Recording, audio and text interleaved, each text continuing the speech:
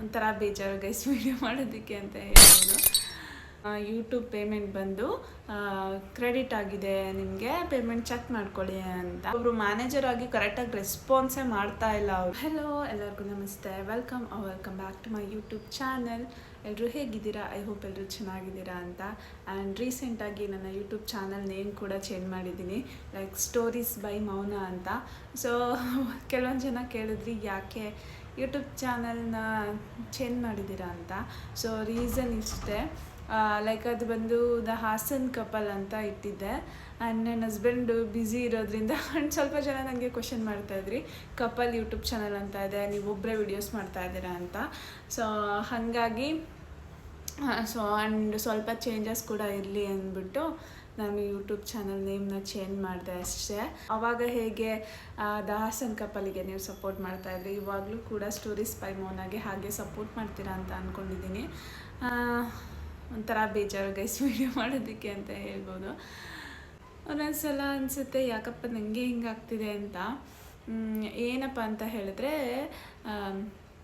ನಂದು $100 ರೀಚ್ ಆಯಿತು. And $100 reach ಆಗಿ ನನಗೆ ಲಾಸ್ಟ್ ಮಂತು 21ಗೆ ನನಗೆ ಲೈಕ್ ಅಕ್ಟೋಬರ್ 22 ಅಂದರೆ ಹಬ್ಬದ ದಿನವೇ ಅಂತ ಹೇಳ್ಬೋದು, ಯೂಟ್ಯೂಬಿಂದ ನನಗೆ ಮೆಸೇಜ್ ಬಂತು, ನಿಮ್ಮ ಯೂಟ್ಯೂಬ್ ಪೇಮೆಂಟ್ ಬಂದು ಕ್ರೆಡಿಟ್ ಆಗಿದೆ, ನಿಮಗೆ ಪೇಮೆಂಟ್ ಚೆಕ್ ಮಾಡ್ಕೊಳ್ಳಿ ಅಂತ ಮೇಲ್ ಬಂತು ನನಗೆ. ಸೊ ಫುಲ್ ಖುಷಿಯಾಯಿತು ಮೇಲ್ ಬಂದಿದೆ ಅಂತ. ಹೋಗಿ ಅಕೌಂಟ್ ಚೆಕ್ ಮಾಡಿದ್ರೆ ಅಕೌಂಟಿಗೆ ಅಮೌಂಟೇ ಬಂದಿಲ್ಲ. ಅದಾದಮೇಲೆ ನಾನು ಯಾಕೆ ಬಂದಿಲ್ಲ ಅಂತ ಚೆಕ್ ಮಾಡಿದಾಗ ಗೊತ್ತಾಯಿತು, ಫಸ್ಟು ಲೈಕ್ ಯೂಶ್ವಲಿ ನಾನು ತುಂಬ ವೀಡಿಯೋಸ್ ನೋಡಿದಾಗ ಅದರಲ್ಲಿ ಏನು ಹೇಳಿರೋದು ಅಂತ ಹೇಳಿದ್ರೆ, ಫಸ್ಟ್ ಪೇಮೆಂಟ್ ಯಾವಾಗ್ಲೂ ಲೇಟಾಗಿ ಬರುತ್ತಂತೆ. ಗೊತ್ತಿಲ್ಲ ನನಗೆ, ಸ್ವಲ್ಪ ಜನದ ವೀಡಿಯೋಸ್ ನಾನು ಚೆಕ್ ಮಾಡಿದೆ, ಅವರು ಫಸ್ಟ್ ಪೇಮೆಂಟು ಲೇಟಾಗಿ ಬರುತ್ತೆ ಅಂತ ಹೇಳಿದರು. ಸೊ ನಾನು ಆ್ಯಂಡ್ ಮೇಲಲ್ಲೂ ನಮಗೆ ಮೆನ್ಷನ್ ಮಾಡಿದರು, ಅಮೌಂಟ್ ಯೂಟ್ಯೂಬಿಂದ ನಿಮ್ಮ ಆ್ಯಡ್ಸೆನ್ಸಿಗೆ ಅಮೌಂಟ್ ಬಂದಿದೆ, ಗೂಗಲ್ ಆ್ಯಡ್ಸೆನ್ಸಿಗೆ. ಸೊ ನಿಮ್ಮ ವಿತಿನ್ 5 days ಒಳಗಡೆ ನಿಮ್ಮ ಅಕೌಂಟಿಗೆ ಕ್ರೆಡಿಟ್ ಆಗಿಲ್ಲ ಅಂತ ಹೇಳಿದ್ರೆ ನಿಮ್ಮ ಬ್ರಾಂಚ್ ಯಾವುದಿದೆ ಅದಕ್ಕೆ ವಿಸಿಟ್ ಮಾಡಿ ಅಂತ. ಸೊ ಅದಾದಮೇಲೆ ಹಬ್ಬ ಎಲ್ಲ ಇತ್ತು, ಹಾಲಿಡೇಸ್ ಎಲ್ಲ ಇತ್ತಲ್ವ. ಸೊ ಹಾಗಾಗಿ ನಾನು ಇನ್ನೂ ಟೈಮ್ ಇದೆ, 5 business days ಅಂತ ಹೇಳ್ತಾರೆ ಅಂದ್ಬಿಟ್ಟು ಓಕೆ ವೆಯ್ಟ್ ಮಾಡೋಣ ಅಂತ ನಾನು ವೆಯ್ಟ್ ಮಾಡಿದೆ. ವೆಯ್ಟ್ ಮಾಡಿದ್ಮೇಲೆ ಆಲ್ಮೋಸ್ಟ್ ಇವಾಗ 5 business days ಮುಗಿದೋಯ್ತು. ಬಟ್ ನನ್ನ ಅಕೌಂಟಿಗೆ ಅಮೌಂಟ್ ಕೂಡ ಬರಲಿಲ್ಲ, ಕ್ರೆಡಿಟೆಡ್ ಅಂತ ಮೆಸೇಜ್ ಕೂಡ ಬರಲಿಲ್ಲ. ಅದಾದಮೇಲೆ ನಾನು ಸ್ವಲ್ಪ ವೀಡಿಯೋಸ್ ಎಲ್ಲ ಚೆಕ್ ಮಾಡಿದಾಗ ಅವ್ರು ಹೇಳಿದರು, ಲೈಕ್ ಅದು ಬಂದು US $, ಆಗಿರೋದ್ರಿಂದ ಏನು ನಮ್ಮ ಬ್ಯಾಂಕ್ ಇದೆ ಅಲ್ವಾ, ಸೊ ಅವರು ಮ್ಯಾನೇಜರು ಅಪ್ರೂವ್ ಮಾಡಬೇಕು ಆ ಥರ ಇತ್ತು. ದೆನ್ ನಾನು ನಿನ್ನೆ ಆಲ್ಮೋಸ್ಟ್ ಹಾಫ್ ಡೇ ನನಗೆ ಅದರಲ್ಲೇ ಹೋಗಿಬಿಟ್ಟಿದೆ ಅಂತಲೇ ಹೇಳ್ಬೋದು. ಹಾಫ್ ಡೇ ಬರೀ ಕಸ್ಟಮರ್ ಕೇರ್ ಕಾಂಟ್ಯಾಕ್ಟ್ ಮಾಡೋದು. ಬ್ಯಾಂಕ್ ನನ್ನ ಅಕೌಂಟ್ ಇರೋದು ಬಂದು ಹಾಸನಲ್ಲಿದೆ, ನಾನು ಇವಾಗ ಸಡನ್ನಾಗಿ ಅದಕ್ಕೋಸ್ಕರ ಹಾಸನಿಗೆ ಹೋಗೋದಕ್ಕಾಗೋದಿಲ್ಲ. ಹಾಗಾಗಿ ನಾನೇನು ಮಾಡಿದೆ, ಸೊ ಬ್ಯಾಂಕ್ ಅವ್ರಿಗೆ ಕಾಂಟ್ಯಾಕ್ಟ್ ಮಾಡೋದಕ್ಕೆ ಟ್ರೈ ಮಾಡಿದೆ, ಅವರು ರೆಸ್ಪಾನ್ಸೇ ಮಾಡ್ತಾ ಇಲ್ಲ. ಮ್ಯಾನೇಜರ್ ಬಂತು, ಅವ್ರಿಗೇನು ಗೊತ್ತೇ ಇಲ್ಲ ಅಂತಲೇ ಹೇಳ್ಬೋದು, ಅವ್ರು ನಾನು ಹೇಳೋದನ್ನು ಕೇಳಿಸ್ಕೊತಾ ಇಲ್ಲ. ಸೊ ಏನು ಮಾಡೋದಪ್ಪ ಅಂದ, ಅದಾದಮೇಲೆ ಕಸ್ಟಮರ್ ಕೇರಿಗೆ ಕಾಲ್ ಮಾಡಿದೆ, ಅವರು ಕಂಪ್ಲೇಂಟ್ ರೈಸ್ ಮಾಡಿದ್ದೀನಿ. ಸೊ ಮ್ಯಾನೇಜರ್ ಕೈಯಲ್ಲೇ ಅಥಾರಿಟಿ ಇರುತ್ತೆ, ಸೊ ಅವರೇ ಅಪ್ರೂವ್ ಮಾಡಬೇಕು ಅಂತ ಹೇಳಿದರು.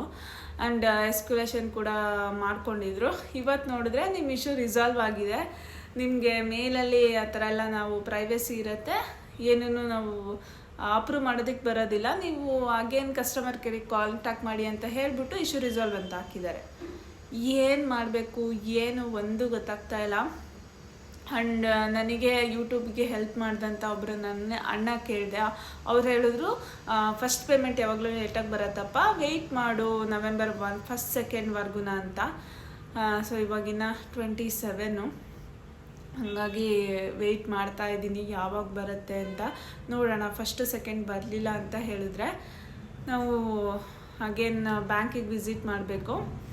1st, 2nd ವೆಯ್ಟ್ ಮಾಡ್ತೀನಿ. ಅದಾದಮೇಲೆ ಬ್ಯಾಂಗ್ಳೂರಲ್ಲೇ ನಮ್ಮ ಬ್ರಾಂಚ್ ಏನಿದೆಯಲ್ಲ, ಆ್ಯಕ್ಚುಲಿ ನನ್ನ ಬ್ರಾಂಚ್ ಇರೋದು ಬಂದು ಹಾಸನಲ್ಲಿ. ನೋಡೋಣ, ಇಲ್ಲಿ ಹೋಗಿ ಕೇಳ್ತೀನಿ.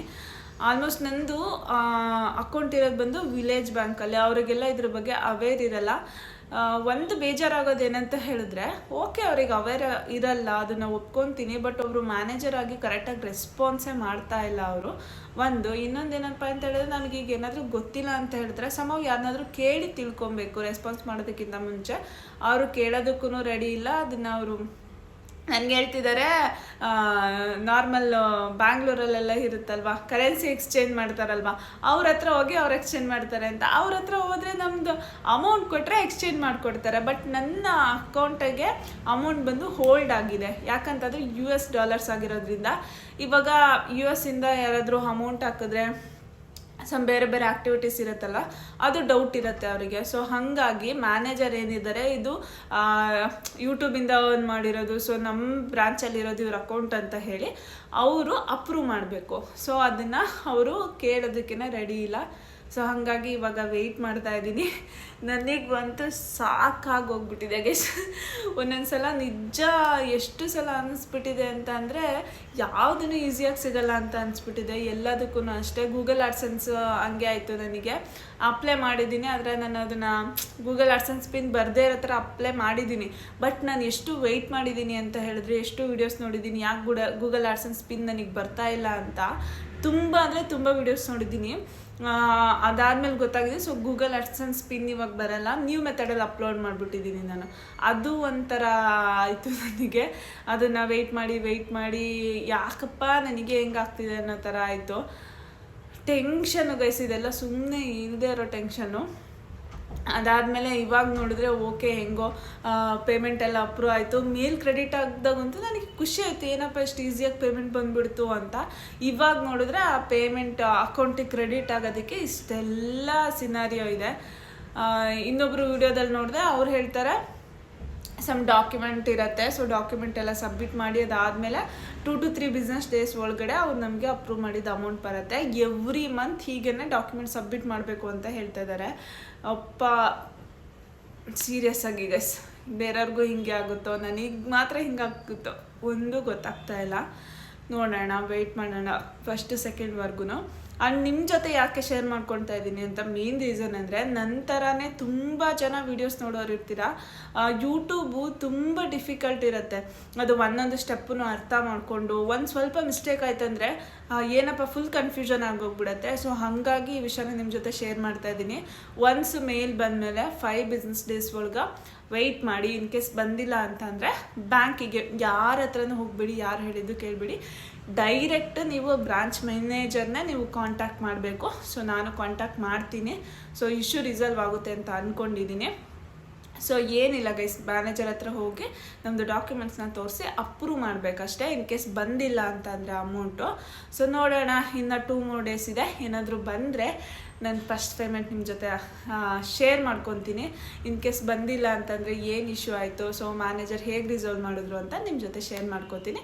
ಸೊ ಈ ವಿಡಿಯೋ ಶೇರ್ ಮಾಡ್ಕೊಳ್ಳೋಕ್ಕೆ ಮೇನ್ ರೀಸನ್ ಬಂದು, ನಂತರ ಸ್ಮಾಲ್ ಯೂಟ್ಯೂಬರ್ಸ್ ತುಂಬಾ ಇರ್ತೀರ.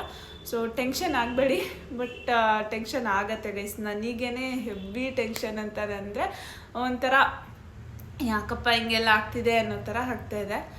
ಸೊ ಲೆಟ್ಸ್ ಸಿ, ಅಷ್ಟೇ ಗೈಸ್ ಇವತ್ತಿನ ಅಪ್ಡೇಟು. ಆ್ಯಂಡ್ ನೆಕ್ಸ್ಟ್ ವೀಡಿಯೋಗೆ ವೆಯ್ಟ್ ಮಾಡ್ತಾ ಇರಿ. ಸೊ ನಾನು ವೆಯ್ಟ್ ಮಾಡ್ತಾ ಇದ್ದೀನಿ, ಯಾವಾಗ ಯೂಟ್ಯೂಬ್ ಪೇಮೆಂಟ್ ಬರುತ್ತೆ, ನಿಮ್ಮ ಜೊತೆ ಎಲ್ಲ ಯಾವಾಗ ಶೇರ್ ಮಾಡ್ಕೊತೀನಿ ಅಂತ. ಸೊ ಅಷ್ಟೇ ಗೈಸ್, ಟಾಟಾ ಬಾಯ್.